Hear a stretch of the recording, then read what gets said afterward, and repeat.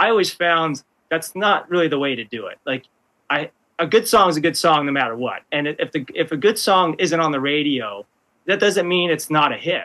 This week's episode is brought to you by our sponsor, Defy Sports.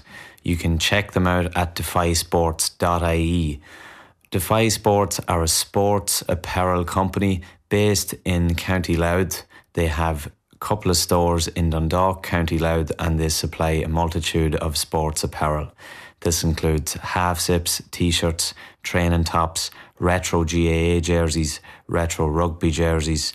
They even supply school uniforms and a lot of other things too. You can check them out at defysports.ie, or you can contact them by email if you have a query about ordering something, orders@defy.ie. Big thanks to Defy for sponsoring this week's episode. On this week's episode of That Sound podcast, we have Cone McCaslin, the bassist from Sum41. Cone, an absolute pleasure to have you all the way from Toronto, Canada. Thank you for coming on the show. Oh yeah, no problem. Thanks for having me. Yeah, it's an absolute pleasure, man. Someone of your stature coming on our little podcast is brilliant. So what we like to do is kind of get a brief history of maybe how the band formed, how you got into music. What was it that paved the way for you to pick up that bass? Yeah, it would have been this, I guess, the spring of 1994. I lived in this court in Ajax. We were talking about Ajax earlier. A small little court of 8 houses, and across the street was a kid who's still one of my best friends today, and right next door to me is still another one of my best friends to this day, Ryan. He was 2 years older. Ian was the same age as I was. So we became friends at a young age. And when we were around 13 years old, they both somehow, I don't even remember how, but they both got electric guitars. And so they started kind of noodling around on the guitars and, playing garbage because they didn't know how to play. And then my other friend up the street was in the school band, like the elementary school band, playing drums. And he ended up buying a drum kit. And so he was up the street, and they started talking like they wanted to form a little band. And I was like, I was young. I was like, well, I kind of want to be in the band. And they're like, well, I guess if you want to be in the band, you have to play bass. And I was like, at that point, I was like, what the hell is a bass? Because there's no internet, and you couldn't just go Google search bass guitar. So I went out and bought a bunch of music magazines and started researching on what a bass guitar was. Like, oh, yeah, four string. So I remember I begged my mom. There's this little music store in just the town over in Pickering. And I begged my mom. I was like, yeah, I really want to be in the band with these guys. And you got to buy me a bass. And she finally broke and took me up to this shop. And I wanted to look like we were so into Nirvana at the time. And so I remember we wanted to sound like Nirvana, and I wanted my bass to look like Chris's bass from Nirvana. So I was just kind of looking through the racks of just where's the black bass? Where's the all black bass? And I picked this one. It was called an LD Gas. It was $200. It ended up being the cheapest one there. And that was it. I started playing bass in that band for a while. And I was in that band for about 4 years before Sum41. And then I got asked to join Sum41, to fill in late 98. Their bass player had quit, and we were all friends. We all same high school. And, they were just they had shows coming up, and we were all friends, and they knew I played bass because we would play together at basement shows and stuff. Could you just fill in for a couple of shows? We got these shows coming up. I said, yeah, I could fill in. And then it turned into me really loving being in Sum41 and joining permanently in early 99. Wow. So right before it skyrocketed to fame, Cone, you got in there and you got to play on that infamous album in 2001 that you guys had Fat Lip and In Too Deep and all of that good stuff. That was the kick-off, really. Yeah, I guess Derek and I are pretty much the only ones in the band that have played on all 41 albums, like start to finish, so, which is kind of crazy. Yeah, like it. Funny, I was watching an interview earlier on, and when you guys were recording that All Killer No Filler, that you didn't actually have Fat Lip or In Too Deep when you went in, and maybe In Too Deep might not have happened. Yeah, well, so we had hired Jerry Finn to produce the album, and so yeah, when we were doing pre-production, the front runner to be a single at that time was a song called Rhythms, and that was kind of like was like our best song on the album, and we were thinking like that's probably going to be the first single, Rhythms. And I remember Jerry, we went through pre-production and stuff, and he was talking to our manager, and he was talking to our record label, and we heard like Jerry doesn't think that you guys have a first single, and so In Too Deep was already kicking around, but it was supposed to be for another band that Derek was like forming this little side band, this fun band. It was supposed to be just for that band, and that band didn't end up happening. And he also had a couple little things for Fat Lip. And so I think during the recording of All Killer, he was in the background still working on Fat Lip and still trying to make it work. Derek was sticking around, he'd let us hear them and, ask us our opinions on them and stuff like that. And then we ended up recording Fat Lip. And I remember we wrote a demo of In Too Deep to our A&R guy at Island, Louis Largent. And I remember we were at a bar and we put it on. We asked the bar to put this demo of In Too Deep on.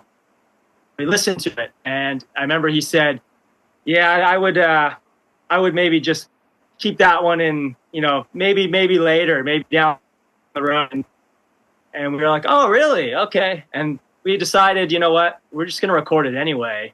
And then thankfully we still recorded it. And yeah, he was actually the one that came up with the new idea for In Too Deep in the long run. Yeah. It's amazing how maybe, if that didn't happen, you don't know, you can always say here, say there, say, but like, it's probably one of maybe 5 or 6 most iconic songs that you guys are probably established with at the early start, and it's such a good song. Funny enough, I was just showing my little kid the video, and he was like, "Wow, it's so cool!" The dive into the whole music video, he loved it. It must have been fun doing the videos too. Yeah. Where did you guys record that? Yeah, I think you say it's right. Where do we do the video? Yeah. Going back to what you were saying about if we had never recorded In Too Deep, I think our career would have been quite a bit different, actually. You think? Because it was the song that really broke us in England and broke us like in Japan and all these other places. Fat Lip didn't really do that well in like England and in Japan at first. So yeah, I think our career would have been a lot different had we not done In Too Deep. But yeah, the video was Louis, our A&R's idea, and it was after this movie called Back to School. I don't know if you've guys seen it. It's an 80s movie with Rodney Dangerfield. And it's basically Rodney Dangerfield goes back to school with his son to call university and ends up going on the diving team and doing these like crazy dives at the end to win the competition. So he had this idea that we do a video after that movie. We filmed it during the Warped Tour in 2001. We had a day or two off during the Warped Tour. We filmed the video, and it was done. And it was in the valley in Los Angeles, like the hot valley of Los Angeles. And we actually filmed it at the same pool as the Back to School that we were doing it after. No way. Wow. That's something. Yeah. So how do you feel, Cone, playing In Too Deep after all of these years on tour? It's arguably your Enter Sandman, if you like. It's Sum41's Enter Sandman, and I'm sure after all of these years, it's got to be a little different playing it for yourselves. Or do you still quite enjoy it, or does it feel any different? Yeah, funny. Like, lost us about that, like In Too Deep, Fat Lip, all those old songs. But it's really hard to dislike playing a song and the crowd reacts so good to it. You know, when we start In Too Deep, sometimes we play it a little bit different. Sometimes we start it kind of heavy with the re-intro in the beginning. We play it differently in the album time, in the intro. But I can't see a point where we're going to get sick of that song because the crowd really loves it. You know, the crowd really enjoys hearing it, and you can see it on their faces, and people are jumping and singing. It's really hard to hate playing a song like that. Yeah, Especially absolutely. the build up right before the chorus. Like, no matter how many times I've heard that song, you just end up chugging along to it, and it's like, all right, let's lift off. Yeah. It's funny. Yeah, it's for whatever reason people caught on to that song, and you know, we've done heavier music throughout the years. Sometimes we have like a split crowd of people who only like the poppier stuff.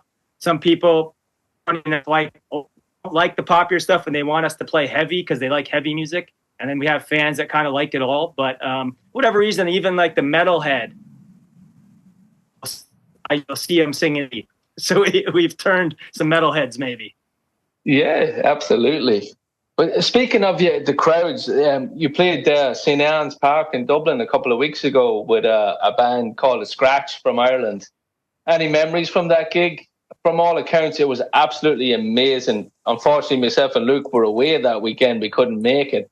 But we had some buddies that were at it, and they said you guys absolutely just were flawless. Absolutely brilliant.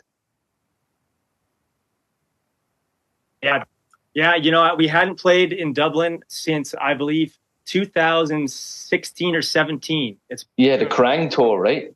a long time. I don't really know why. Yeah. Krang tour, yeah. That was the last time. Yeah, I remember. Yeah, the crowd was really insane. Irish crowds are really crazy. You know, like I think the Scottish and the Irish are really crazy crowds. And it was a fun time. The Scratch was good. Scratch was really good. And I remember I told our agent, because we were trying to put together our tour for the fall, and we still hadn't confirmed the Bronx or Neck Deep. Even said, you know, Bronx don't work out. We should try and get the Scratch to do our tour. And then the Bronx ended up working out, which is great because of the Bronx. Yeah, I would love to play some more shows with the Scratch because I think they're on their way really up, and they're a great band, and everyone seemed to love them, and they seem a fun band. Yeah. They were on tour with the Dropkick Murphys, and we actually had one of the guys on the podcast. That's and right. Yeah, I agree with you that I think they're on that rise. I think they're on the ladder, we say. So obviously this is the farewell tour. Is it a bag of mixed emotions, or how are you guys feeling? Are you excited for that last gig in Toronto? Are you nervous? Are you anxious? Or what's the feeling for that final gig in Toronto?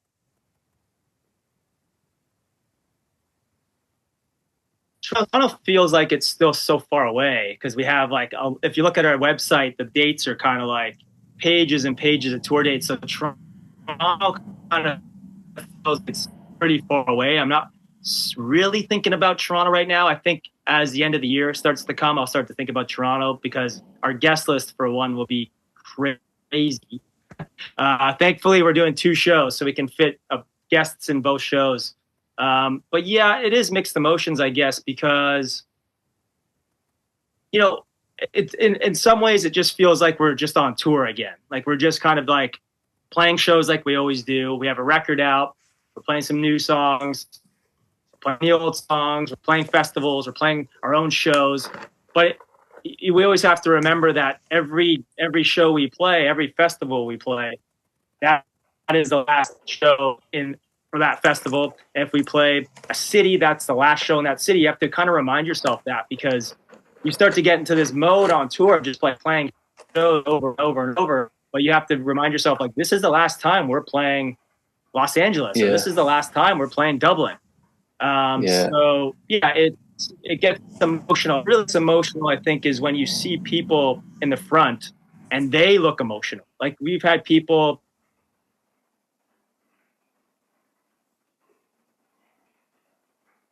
you know, obviously that this is like the final tour for us, but it's even more sad for us when you see people in the front because it's the last time. So that's when it gets kind of emotional for us. Yeah. Speaking about emotions, like I've really kind of, as I've gotten older, I've really appreciated Derek's lyrics. Like they're so honest, especially in that last album, Heaven and Hell. Like, he is really good at what he does. He is really damn good. Yeah, no, I agree. I think he's I think on this last one, he's kind of opened himself up a little bit more lyrically. I think, you know, I think his lyrics have always just been of the time. Like, he's good at writing about what's going on at the time rather than searching for something to write about. You know how some writers will just like, well, I have nothing to write about, I'm just going to try and write about this. Derek's really good at writing lyrics about the time and place of his life or our lives or the world as it is at that moment. And I think that's always been a good thing. Like, the first, like, All Clear No Filler was, you know, obviously Fat Lip was a little juvenile because we were just out of high school. That's all we really do. That album was a product of us out of high school. So he's really good at that. He's really good at writing lyrics for the time. Even like Chuck. My personal favorite is Chuck. I love the song The Bitter End. I got very I like all music, and same with Luke, but like I kind of got like the heavier end. I almost felt like it was kind of Metallica, kind of even a bit of Slayer kind of feel to that song. I really enjoyed that song. I think it's a really good album. All your stuff, like, obviously you guys have been through the ups and the downs, and it really comes through in Derek's lyrics. But you're almost on a journey from every album. It's a wave. It's kind of a wave, I feel. Yeah, I agree. You know, we're an odd band in the way of like switching genres here and there, even record to record. I really don't think like any of us pay attention to what's popular at the time, because if we had done that, we probably would have had a different order of these records. Because when we came out with like Underclass Hero, no one on the radio or anyone wanted to play that style of music anymore. But that's just something we wanted to do at that moment. And as we started getting heavier, like through Does Look Back, punk was kind of still big. We could have just done All Killer No Filler Part 2. It probably would have been a lot bigger. But it's just like, we've never really paid attention to that kind of stuff. We've just been like, grown as musicians. We love heavy music. We love punk music. And we just kind of do and did what we felt at the time in our hearts. Not, well, if we do this, it'll get on the radio. Or if we do this, it'll get on the radio. We never, ever, there's never a thought like that in our minds. And that's maybe, you know, record companies, we don't like that kind of stuff. But we were the band, and we recorded the music. And so we could really dictate what we want to do. And so, yeah, we definitely had albums that didn't do as well as others. And I think that goes back to just the timing of things. But in the long run, we were able to still tour. We still have a strong fan base. And we're very, very proud of all of our songs and all of our records. There's not one that we look back on like, fuck, that's really cheesy, and I wish we ever did that. You know, I'm really embarrassed about that album. There's nothing like that in our career. And I think that's, I think we're all probably really proud about that fact. Yeah, and you should be, man. It's great, Cone, that you guys have been fit to stick to your guns and really be authentic and produce and write music that you guys love as a band. There's a lot to be said for having those moments where you don't look back and say, oh man, I regret that album? You know, That's a it's huge funny about that because achievement. I was talking about this. Yeah, I was talking about this with someone else the other day.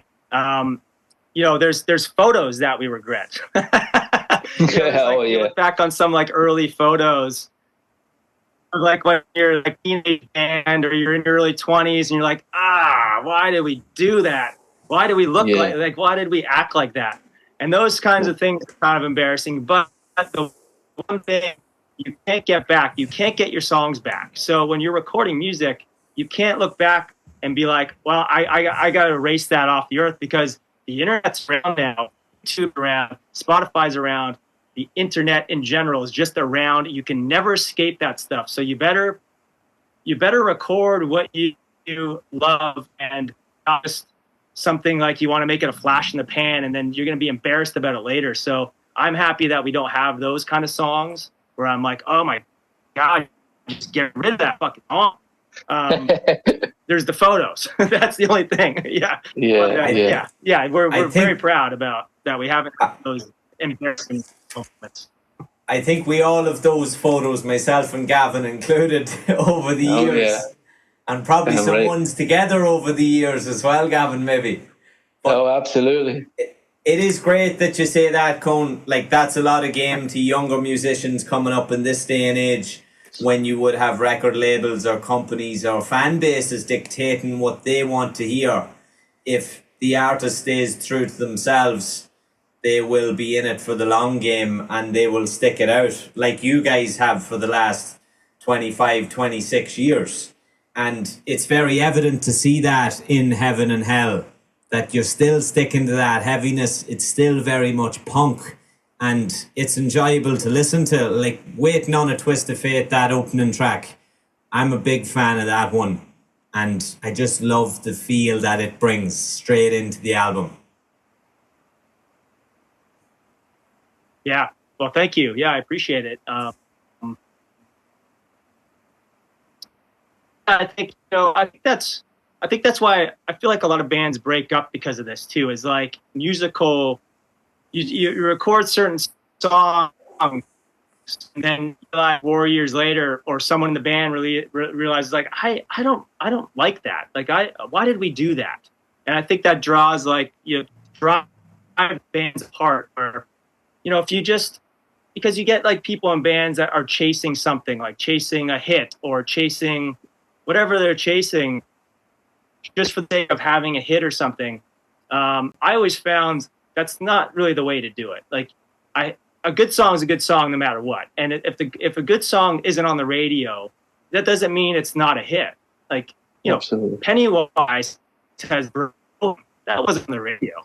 No Effects has Linoleum. Like all these bands have they have hits. They just weren't mainstream hits. So you got to be true to yourself, and I think it goes back to that whole thing. It's just like you don't record something just for the sake of chasing some kind of gold mine of the rainbow that you think you're going to have a massive hit on, because you're going to hate it later, and you're probably going to break up as a band because you hate it later. And we never got into that. Yeah, like we've had a good few guests on that have been successful, and it's one of the big topics that everybody says is, just don't chase the dream, just play the music and see where it goes, Be true to yourself, like you just said, and whatever happens, happens. Yeah. Yeah, I like that, man. I like that. Just changing it up a little bit. I'm sure you have some Irish heritage in you. Irish and Scottish heritage, did I read that right? Yeah. Did you ever find Irish and Swedish? Oh, Swedish. I'm sorry. Irish, Swedish. Did you ever trace back to whereabouts in Ireland your family came from?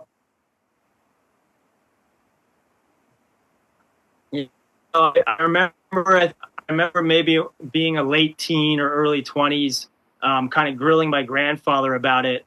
I didn't get really too far. Okay. So I have to do more digging.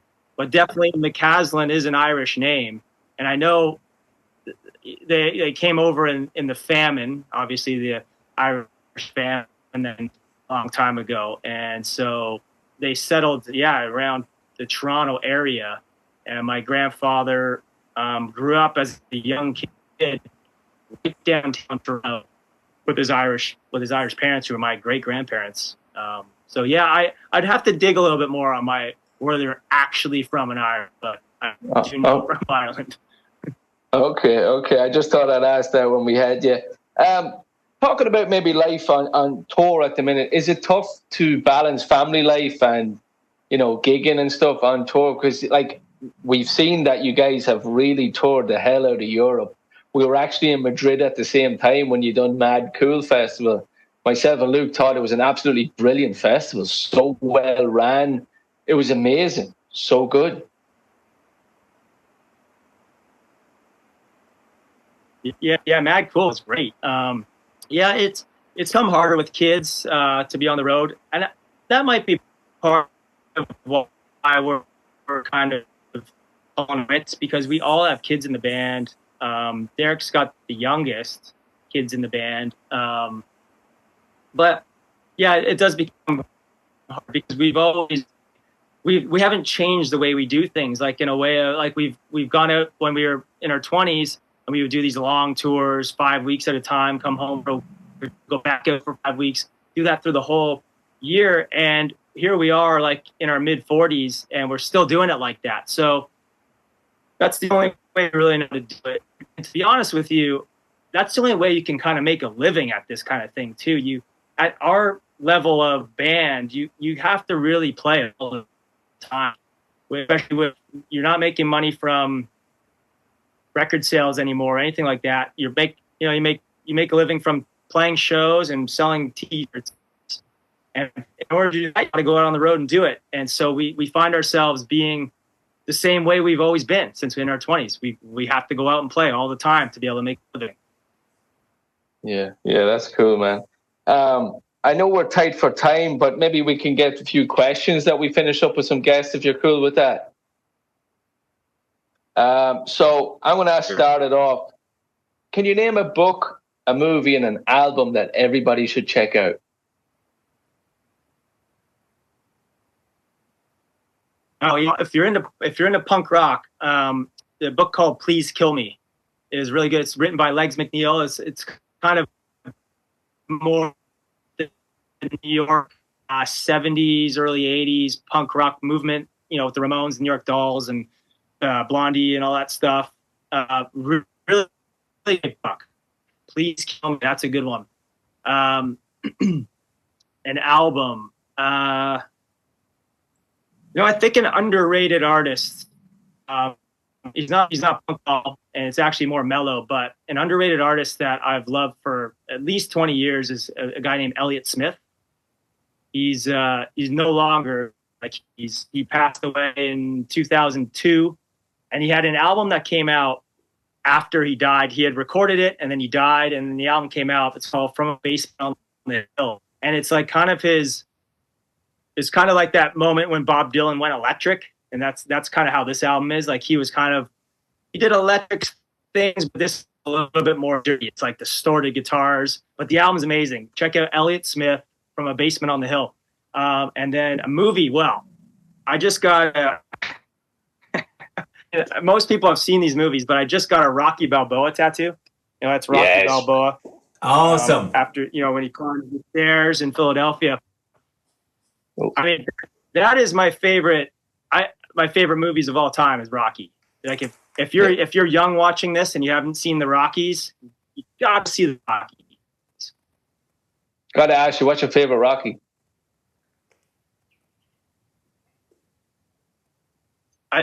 Number one. Number one's the best, and then I like number one. Yeah, number one, then 4, and then 3, and then 5, and then Tommy Gunn. Yeah, I think my favorite is Tommy Gunn. It is Mr. T. I think it's so funny, man. He's so good in it. Hey, woman. Yeah. Why don't you come up I'm here going to move and show just you a what little a real bit. man look like? Yeah, that's a good one. I really love number. I'm a sucker. I'm a sucker for number one just because it was the first one, and like that's kind of like it's the underdog, the true underdog story. So I'm kind of a sucker for that number one, the first one. Yeah, it was so good. I enjoyed it. Luke, have you got any questions? Yeah, Cone, what is your ritual for keeping yourself well on the road? How do you like to keep in shape physically and mentally on the road? What are some of the things that you like to do while on tour? Well, I recently before tour is actually the most preparation that I do. I recently got into like Peloton, the Peloton bike. Yep. So I do that quite a bit before tour. And then, obviously I rehearse at home and do all this other stuff. When I'm on the road, it's kind of the West in a way. It's kind of like the exercising and stuff goes out the window a little bit because I'm kind of playing every day. And I think that is kind of like my exercise because it's a pretty high energy show, as you know. Yeah, I mean, I think over the years we've kind of calmed down. Like, I still drink. But I really like red wine. Like red wine's kind of my drink of choice. And so I have a little bit of red wine, and it used to be vodka. So I've really toned down the alcohol a lot. But yeah, I think it's just getting enough sleep on the road is the biggest thing. And so, I'm not staying up till 6 a.m. at night on the road. Try and sleep in as much as I can. And it's being on the road is like you can take care of yourself, but you kind of can't at the same time. I mean, you're kind of subject to eating what's around, or if you're ordering from a restaurant, you're always ordering from a restaurant. We don't have a high quality kitchen. It's just kind of like a microwave and a sink. So yeah, it's tough on the road, but it's stuff that I do before I get on the road that helps me on the road, if that makes sense. Brilliant. Yeah. No, great answer. Great answer. Great. I'm going to ask you, what was the first album that you bought? Can you remember? With my own money. Yeah. Yeah, actually, I remember I bought a cassette tape. I want to say I was maybe 9 or 10 years old of Michael Jackson's Bad. Nice. Oh, what an album. Yeah. A legend. Another legend. Rocky and Michael Jackson. Two legends. Yeah. Yeah, right. Yeah. Right. Sure. Last question from me then. Can you name one thing on your bucket list maybe that you haven't yet done? One thing on my bucket list? That you haven't yet achieved or done? Or have you any? Yeah, I definitely have some. I think there's just for this band anyway, a bucket list for this band. I think there's just places that we haven't been to that I guess we won't go to. Places like we've never played Iceland. I would love to have played Iceland. I would have loved to have played somewhere in India, and we've never played East. Just places like that. We've been touring for over 25 years now, and for some odd reason, we never got to these places. But yeah, I think Shane played in those places because those are definitely on my list of places to play that we haven't. Cool. Luke, I'll let you finish it up. Cone, what is that sound for you? Your perfect sound when you think of your optimal rig, or an album where you hear that bass tone or guitar tone and you go, wow, that's that sound for me.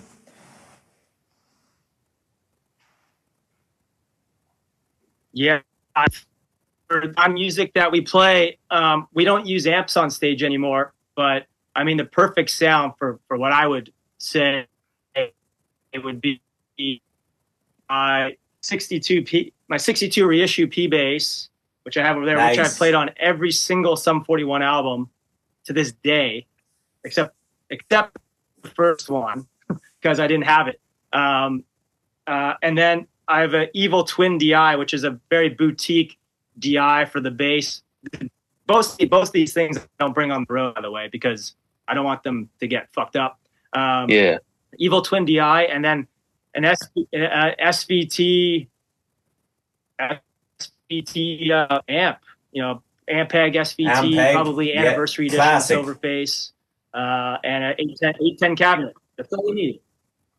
Nice. That's bringing the tone. Yeah. That's it. That's all you need.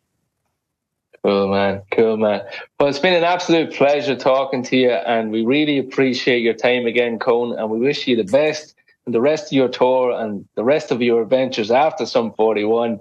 And yeah, man, again, just thanks very much. Thanks for having me. Good talking to you guys. Cone, it's been a pleasure. We'll chat down the line. See us playing around in the fall. Shoot me a message. Yeah, for sure. Yeah, man. Cool, man. Cheers, dude. Have a good one. Thank you. Okay. Thank you. All right. See you.